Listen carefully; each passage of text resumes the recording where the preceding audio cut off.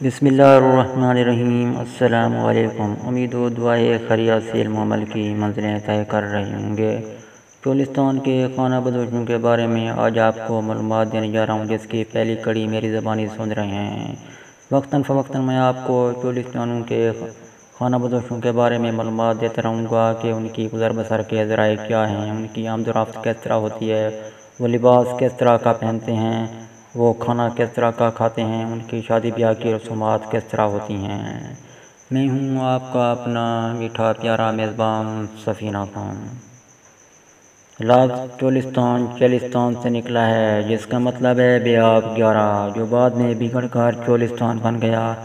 چولستان میں 50,000 سے زائد لوگ خانہ بدوشی کی زندگی گزار رہے ہیں۔ یہ سلسلہ صدیوں سے جاری ساری ہے۔ گھاس اور پانی کی تلاش میں ہمہ وقت گردش کرنے والے ان خانہ بدوشوں کے ڈیرے زیریں چولستان ٹوبوں کے اطراف لگے ہوئے ہمیں نظر آتے ہیں۔ عموماً یہ میلے برسات کے مہینوں فروری سے جولائی تک لگے ہوتے ہیں۔ جولائی میں جب یہ ٹوبے سوکھ جاتے ہیں تو یہ لوگ اپنے مال مویشیوں کے ساتھ بلائی چولستان میں چلے جاتے ہیں۔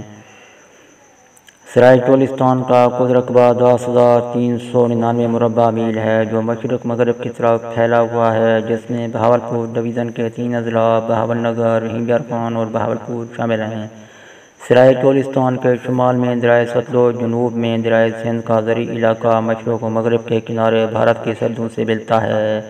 سرحد سے پرے راجستھان کے سرائی سلسلے پھیلے ہوئے ہیں۔ اس سرا کو 2 حصوں میں تقسیم کیا جاتا ہے، سرائے کبیر اور سرائے صغیر۔ سرائے کبیر وہ علاقہ ہے جس کی سطح بلند اور زمین ریتلی ہے۔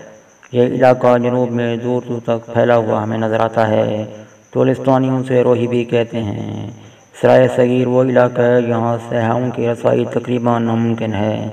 سرا کے اس گوشے میں آباد چولستانیوں کی اپنی ہی ایک دنیا ہے۔ اس صحرا میں آباد چولستانیوں کو اس نے اپنے ہی رنگ میں رنگ دیا ہے۔ سرائے کبیر میں ایسے ٹوبے بھی موجود ہیں کہ اگر انہیں سال میں ایک بار لبالب پانی سے بھر لیا جائے تو پانی پورا سال محفوظ رہ سکتا ہے، مگر بارش کی کمی کی وجہ سے وہاں کے مکینوں کو گرمیوں میں زرعی علاقوں کی طرف کوچ کرنا پڑتا ہے۔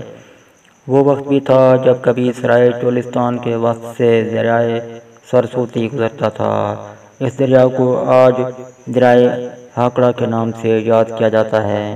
دریا کا خشک ہو جانا صدیوں پرانی بات ہے، مگر آج بھی چولستانی اسے یوں بیان کرتے ہیں، یوں باتیں کرتے ہیں، یوں احوال اس کے بیان کرتے ہیں جیسے یہ کل کی بات ہو، یہ ان کا آنکھوں دیکھا احوال ہو، آنکھوں دیکھا واقعہ جیسے وہ بیان کر رہے ہوں۔ آج بھی دریا کے پاٹ میں گھونگے اور سپیاں گزرے وقت کی ہمیں یاد دلاتے ہیں۔ سامعین معظم، چولستانیوں کے بارے میں نت نئی معلومات کے ساتھ دوسری قسط میں حاضر ہوں گا۔ دوسری قسط تک مجھے دیجیے اجازت۔ اللہ حافظ۔ پاکستان زندہ باد۔